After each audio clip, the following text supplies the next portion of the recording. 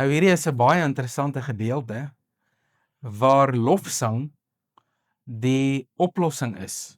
In 2 Kronieke 20 sien ons dat lofsang die groot teenvoeter teen vrees is. As jy wil weet hoe jy vrees kan oorkom, dan is lofprysing jou eerste grootste antwoord.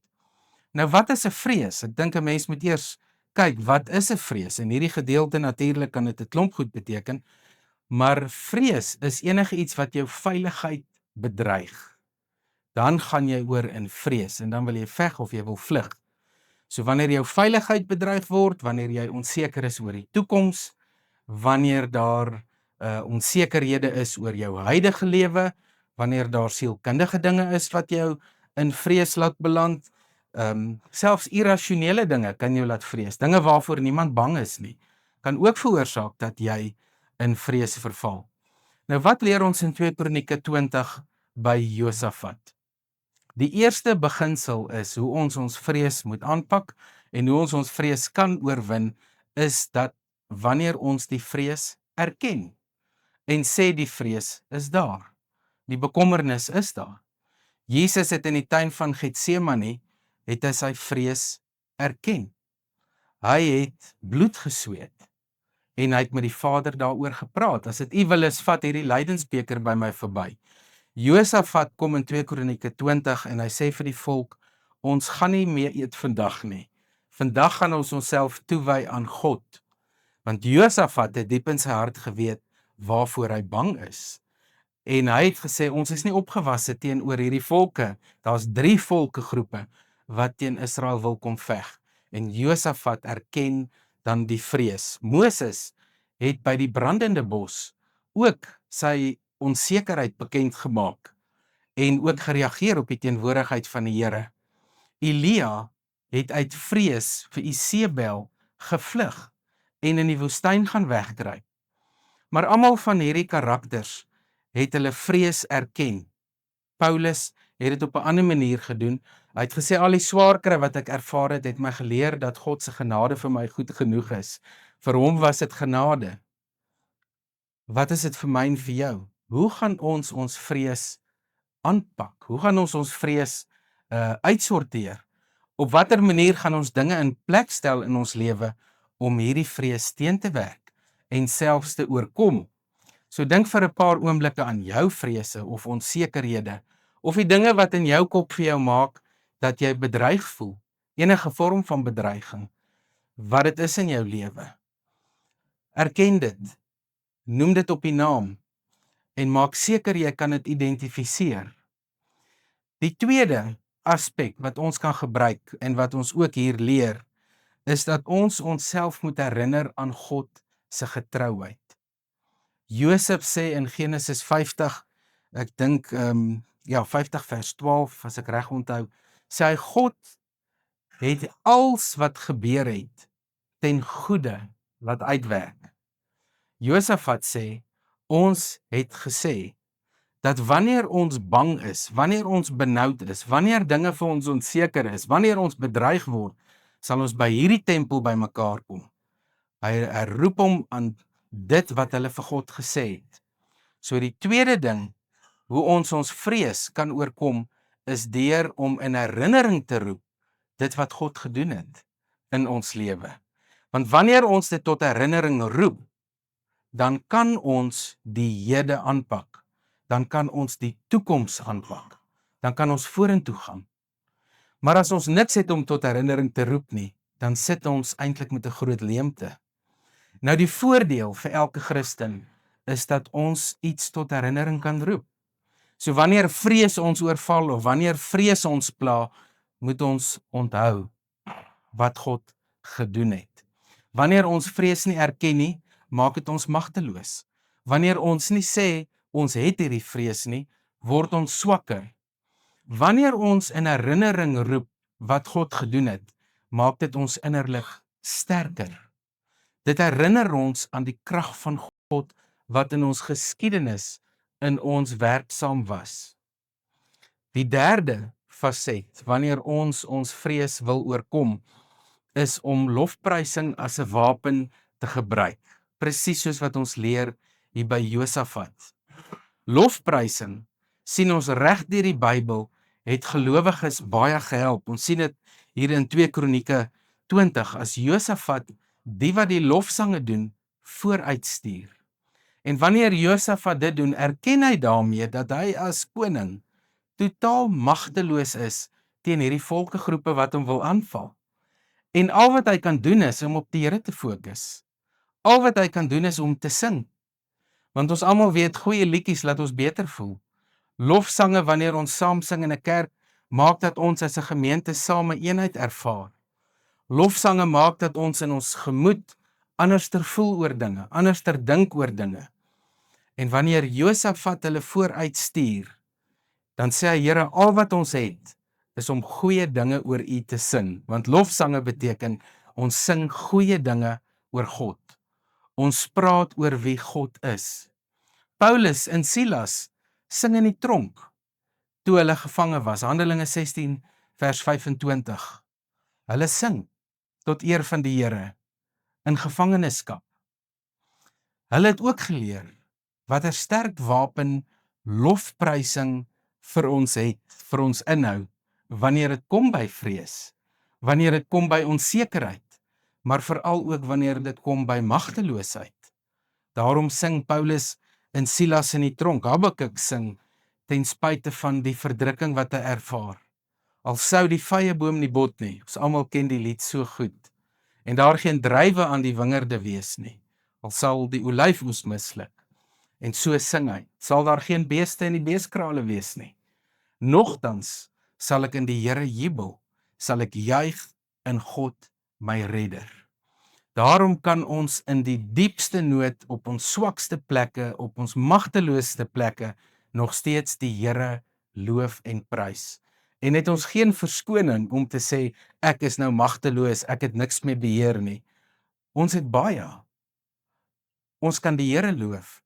En dit bring ons by die 4de belangrike aspek van hoe ons vrees in ons lewe kan oorkom. Fokus meer op God.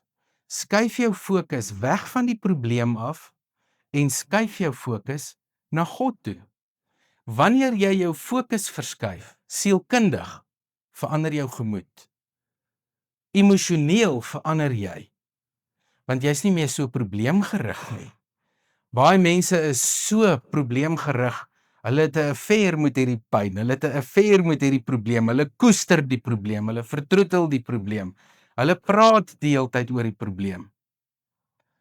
Maar kinders van die Here oorkom dit deur te sê, my fokus is op God. Dis wat Josafat doen. Josafat het nie gaan kyk hoe sterk is die Amobiete en die Moabiete en hoe groot is hierdie probleem van die mense wat hom kom aanval nie. Hy het nie vir almal gaan bang praat en gesê hoeveel mense op pad is nie. Hy het nie gesit en gekla oor sy lot nie. Hy het nie gaan sit en vir almal vertel watter groot probleme hy het en wat hierdie probleem aan hom doen nie. Soos baie mense vandag maak. Mense kry hulle self jammer oor probleme. En hulle wil mense se simpatie hê wanneer dit kom by swaar kry. Vat ons Chris se lewe as voorbeeld. Almal van julle het hom baie goed geken. En sy hele lewe van swaar kry, het Chris nie een keer met my gepraat oor hoe swaar hy gekry het nie. Hy het nie een keer by my gekla nie. Hy het nie een keer iets gesê om homself jammer te kry nie. Maar hy het altyd vir my gesê, ons is nou hier. Hier is ons nou. En die Hemelvader is by ons. In sy lewe het ons hierdie voorbeeld gesien van iemand wat dit reg gekry het om God te loof ten spyte van sy omstandighede. Iemand wat gesê het, ek fokus nie op my probleem nie, maar ek fokus op God. Want God is my alles. So kan ons gaan kyk na baie voorbeelde. As jy gaan kyk na Dawid in die Psalms, nogtans sal ek die Here loof. Ek wil die Here loof met alles in my, wil ek die Here loof. Want wanneer ons 'n lewe van lofprysing lewe, skuif ons fokus na God toe, skuif ons fokus na die Here toe, dan kla ons nie, dan is ons nie so ontevrede nie, dan sit ons nie die fokus so op onsself oor ons eie probleme nie, maar ons kan nie ophou praat oor wie God is nie. Want ons genesing lê in die eerste plek daarin om te sê wie God is, om te praat oor wie God is. Dis ons vierde aspek. Skuif die probleem, skuif jou fokus van die probleem en skuif dit na die Here toe. Ons volgende, gaan kyk na Petrus. Wat gebeur met Petrus toe hy sy fokus van Jesus afvat? Toe sink hy. En baie mense hanteer hulle probleme so. Dis hoekom baie mense sink. Want hulle kyk nie vir Jesus nie. Stefanus, voor hulle hom stenig, wat sê hy? Hy sê ek sien die hemel oop voor my. Hy fokus op God. Hy fokus op dit wat vir hom wag. Vir hom het dit gegaan oor die Here. Sy fokus was alleen daar gewees. Paulus, Filippense 1 vers 13, fokus nie op die boeie nie, maar hy fokus op Christus. Hy skryf nie hoe ellendig hy sit en hoe jammer hy homself kry in die tronk nie. Hy soek nie simpatie by mense nie. Inteendeel sê hy vir die mense, wees bly.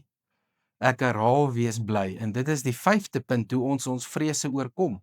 Deur dankbaarheid, deur ons seëninge te tel, deur te tel wat klaar reg is in ons lewe, deur die Here daarvoor te dank. Paulus gee instruksie in Filippense 4 vers 6. Jy moet met danksegging lewe. Jy moet dankbaar wees oor wat jy het. Want wanneer jy dankbaar is oor wat jy het, dan is die vrees nie meer jou baas nie.